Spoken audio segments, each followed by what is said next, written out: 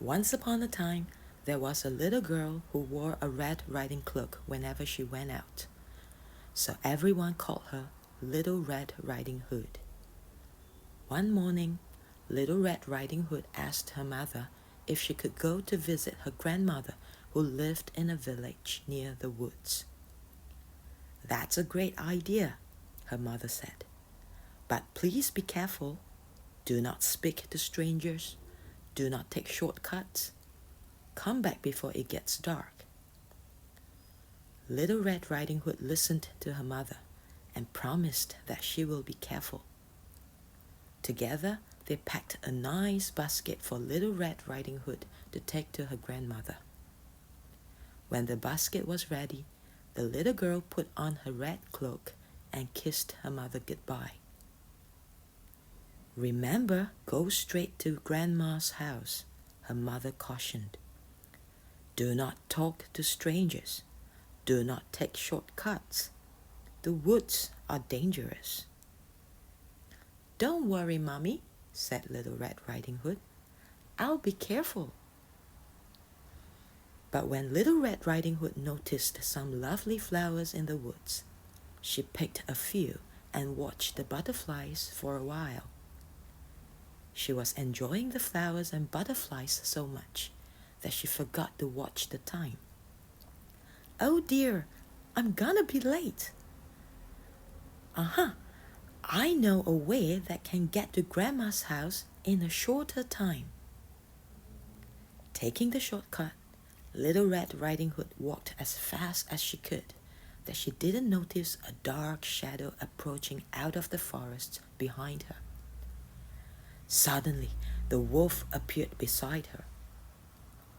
"Who are you? And what are you doing out here, little girl?" The wolf asked in a voice as friendly as he could master. "I'm on my way to see my grandma who lives through the forest, near the brook," Little Red Riding Hood replied. Then she realized how late she was and quickly excused herself, rushing down the path to her grandma's house. The wolf, in the meantime, took a shortcut, an even shorter way to Grandma's house. The wolf, a little out of breath from running, arrived at Grandma's house and knocked lightly at the door. Grandma, who was always careful, asked, "Who is at the door? No wolves are allowed in my house." The wolf said, "I have no business to be in your house. I am only here to tell you that I saw your granddaughter fell down and hurt herself in the woods." On hearing that, Grandma was worried. She opened the door immediately to ask the wolf to bring her to Little Red Riding Hood. But before she could say a word, the wolf opened his mouth and gobbled her up. The wolf burped, "Ugh," but he was still hungry for more.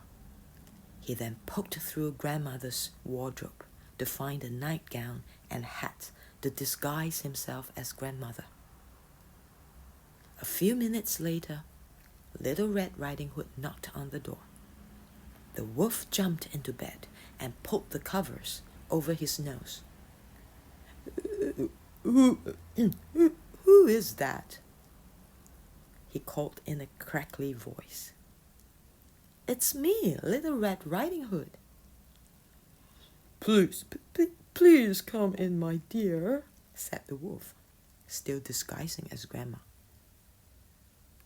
When Little Red Riding Hood entered the little cottage, she could not recognize her grandmother.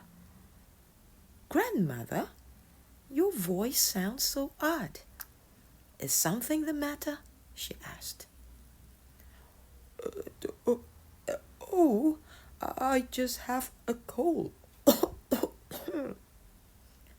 the wolf said, adding a cough at the end to prove the point. "But Grandmother, what big ears you have," said Little Red Riding Hood, as she edged closer to the bed. The better to hear you with, my dear, replied the wolf. But grandmother, what big eyes you have, said Little Red Riding Hood. The better to see you with, my dear, replied the wolf. But grandmother, what big teeth you have, said Little Red Riding Hood, and her voice quivers slightly. The better to eat you with, my dear, roared the wolf, and he leapt out of the bed and began to chase the little girl. Almost too late, Little Red Riding Hood realized that the person in the bed was not her grandmother, but a hungry wolf. She ran across the room and through the door, shouting, "Help! Help! Wolf! Wolf!" as loudly as she could. A woodsman who was chopping wood nearby heard her cry. He ran as fast as he could to the house. He grabbed the wolf and made him spit out the poor old grandmother, who was so frightened, but still in one piece.